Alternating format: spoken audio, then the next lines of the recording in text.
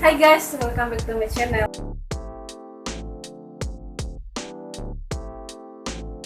Di video kali ini kita kedatangan tamu spesial. Yes, tamu spesial. Karena namanya mirip dengan artis Indonesia. Oke. Nah, panggilan bintang tamu kita ini adalah siapa? Wanti. Oke, Wanti. Kita mau tahu ya, umur berapa sih mulai pacaran hingga bisa menjalin hubungan itu bertahun-tahun, dan kalau nggak salah itu kayaknya itu adalah cinta pertama, ya nggak? Ya, saya secara pribadi mulai mengenal yang namanya cinta atau tertarik dengan lawan jenis itu sebenarnya sih udah dari SMA ya, pas masa-masa pasti semuanya perempuan mengalami, tapi pas benar-benar ingin menjalin satu hubungan ke orang lain, ke lawan jenis itu pas SMA kelas 1, pas di Makassar, dan saya sama YouTuber satu ini ketemu gitu. Nah, sekarang dia adalah sahabat terbaik buat saya. Nah, itulah awal saya mengenal yang namanya pacaran, dan yang saya pikir pacaran itu ya seperti di film-film ya, kita lihat itu sangat bahagia dan ada chemistry yang luar biasa yang kita lihat, tapi totalnya berbeda ketika saya benar-benar secara pribadi mengalami yang namanya pacaran, jatuh cinta. Memang ada bahagianya, cuma ya itu dia, ada sakit hatinya, dan rasa sakit hati itu melebihi dari cinta. Asik.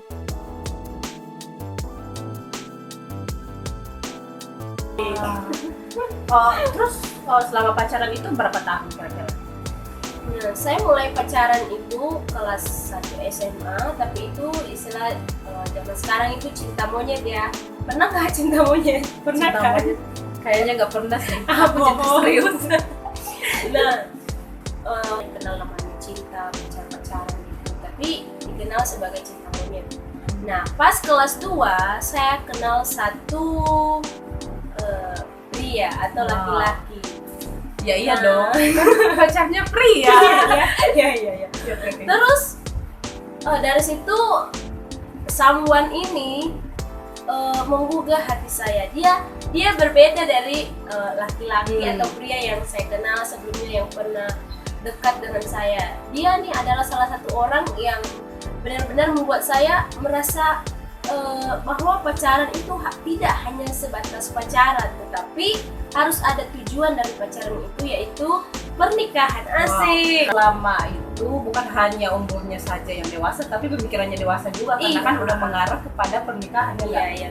Jadi selama pacaran itu apa-apa aja yang dirancangkan, mungkin masa depannya seperti apa. Nah, kita sering ngobrol kalau cerita. Nah, dan yang lebih luar biasanya selama kami pacaran ini, satu yang tidak pernah terlewatkan itu kami selalu doa bareng.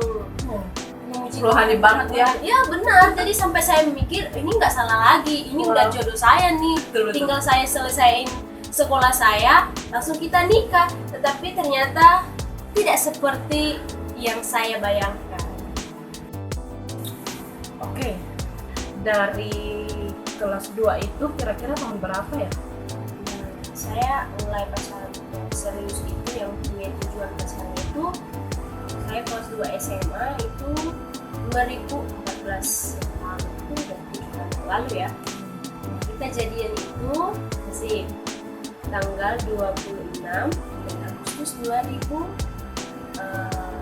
Berarti sampai sekarang masih ingat tanggalnya ya guys? Ya, ingat, itu kan hal yang bersejarah dalam Wow. kehidupan saya, karena someone inilah yang merubah pola pikir saya tentang pacaran itu, walaupun pada akhirnya ya jadi masa lalu. Tetapi ya kita menjalin hubungan itu kurang lebih 3 tahun 3 bulan. Cukup lumayan lama sih kalau saya bisa bilang ya. Soalnya kita pacaran itu dari 2014 sampai 2017, udah masuk 2018 ya Guys, 3 tahun menjalin hubungan, membahas masa depan, tetapi ujung-ujungnya nggak bersatu. Perasaannya ketika putus itu seperti apa sih? Aku nggak bisa bayangin, karena bertahun-tahun sama dan ujung-ujungnya nggak kayak gini. Nah, mungkin secara mungkin kalau saya cerita secara terperinci masalah yang kami alami sehingga bisa putus itu, mungkin saya nggak bisa cerita di sini karena merupakan satu privasi. Cuma yang bisa saya cerita, kenapa saya yang memutuskan untuk putus dari dia, karena saya udah lihat satu perubahan yang memang saya lihat, oh ini udah nggak seperti yang pada awalnya kita mulai pacaran. Nah yang saya sayangkan itu karena apa? Saya pacaran dengan dia itu dia kuliah tingkat 1 semester 2 sampai dia selesai. Jadi istilahnya saya yang nemani dia gitu dari awal dia masuk kuliah sampai dia udah selesai saat itu, dan dia udah mulai berubah. Nah satu lagi, saya ini tipe kalau orang yang paling setia sih. Saya orang yang paling setia. Kalau biasanya kan orang seleksi, masa pacaran itu masa seleksi di mana kita bisa memiliki lebih dari satu yang kita taksir. Tapi bagi saya pribadi nggak bisa. Kalau saya udah suka sama seseorang, udah sayang sama orang, tetap satu. Tetapi itulah ya, pada saat masa kami menjalin hubungan itu masuk ke hampir setengah tahun, dia selingkuh dan ya entahlah banyak.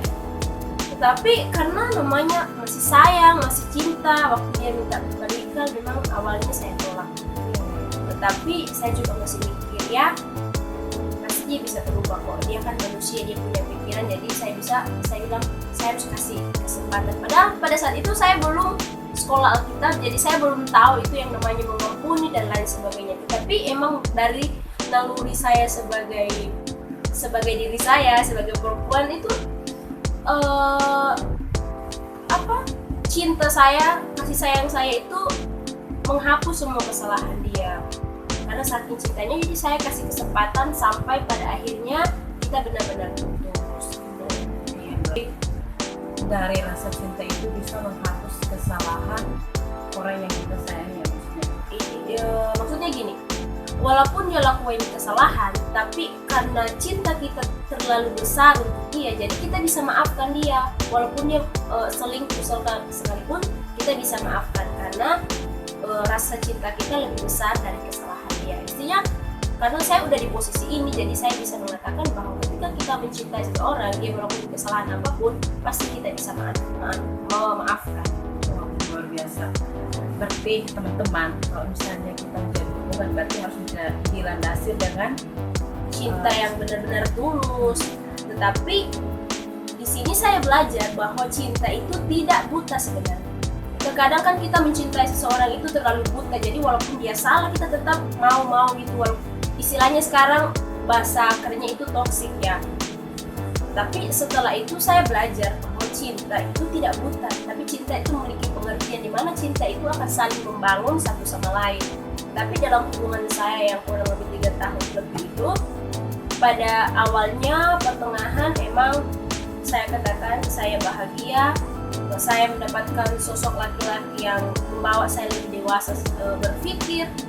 Tapi ya pada satu momen yang membuat saya berpikir bahwa saya nggak bisa bertahan dengan orang tersebut, apalagi kalau kita udah masuk dalam namanya ranah pernikahan.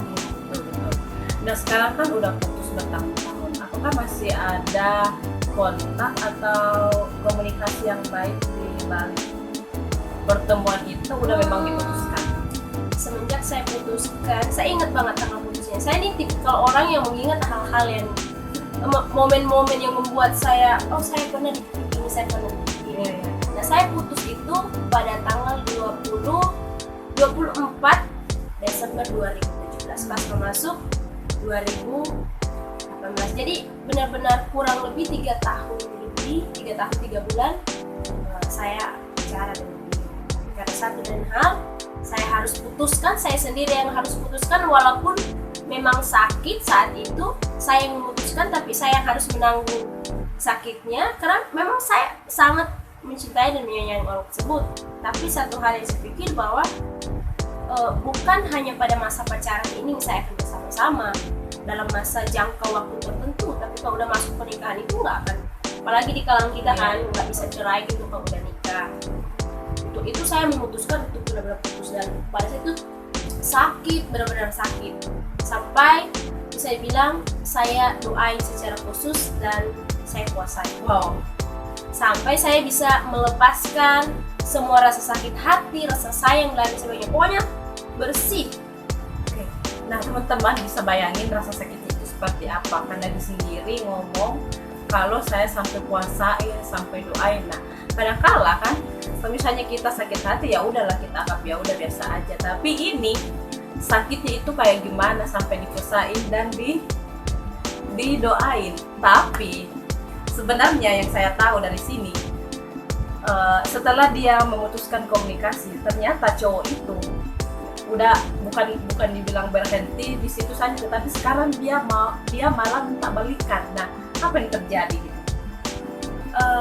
Kita selesai putus itu mungkin dia merasa enjoy ya, seperti Iya, kebanyakan orang bahwa laki-laki itu ketika putus dari pasangannya, laki-laki akan lebih enjoy, bahagia pada saat itu, dan perempuan akan menangis dan sebagainya. Memang saya ada di posisi itu, dan setelah saya lepas dari itu kebalikan, dia yang udah mulai berusaha menghubungi saya, kontak dengan saya, bahkan cuma dia kayak memastikan gitu, saya belum punya pacar. Jadi istilahnya dia itu, saya nggak akan dapat laki-laki seperti dia. Tapi saya berpikir bahwa dengan keadaan saya seperti itu, saya pulihkan luka saya secara sempurna. Jadi benar-benar hilang, nggak ada bekas sama sekali. Apa yang ingin kamu sampaikan kepada teman-teman yang mungkin saat ini sedang galau karena diputusin pacar, yang mungkin juga bertahun-tahun menjalani hubungan, tetapi ujungnya sama seperti yang kamu alami. Nah, boleh kasih kata-kata motivasi kepada teman-teman yang menonton? Ya. Nah, yang jatuh cinta boleh, mencintai seseorang dengan tulus itu boleh, tetapi cinta kita harus didasari dengan pengertian. Jangan kita buta dalam mencintai seseorang, karena cinta yang buta membuat kita tidak bisa melihat ke depan apa yang harus terjadi di masa depan, karena hubungan masa pacaran kita itu tentunya ada tujuannya, yaitu pernikahan. Nah, kalau pada saat kita masa pacaran kita tidak bisa melihat hal-hal yang baik dalam kehidupannya maupun hal-hal yang tidak baik, kita tidak akan bisa membedakan mana yang akan membawa kita akan terus lebih dapat melangkah bersama dia ke depannya, membangun sebuah hubungan yang lebih intim atau lebih continue gitu ya. Nah, justru itu kita harus bisa mengenali pasangan kita. Saya kenalilah pasangan kita sejelek-jeleknya dan sebaik-baiknya. Kalau kita udah kenal dan kita masih tetap sayang, cinta, berarti itu adalah cinta yang tulus. Tapi ingat, cinta itu harus berpengertian, jangan buta-buta sehingga kita tidak terjerumus dalam yang namanya sakit hati dan lain sebagainya. Karena dari sakit hati yang berlebihan bisa membuat kita melakukan hal-hal yang fatal di luar dari apa yang kita pikirkan. Oke, thank you banget buat waktunya. Biar ini boleh memberkati teman-teman sebagai anak muda yang mungkin tengah mengalami kegalauan, tapi percaya ketika kita mampu melepaskan semuanya itu, berarti itu bukan yang terbaik dari Tuhan. Tuhan menyediakan yang terbaik untuk kita sama-sama ke depannya. Oke, teman-teman jangan lupa terus like, comment, subscribe channel ini biar nggak ketinggalan konten seru lainnya. Oke, thank you banget buat waktunya. Tuhan berkati. Tuhan berkati.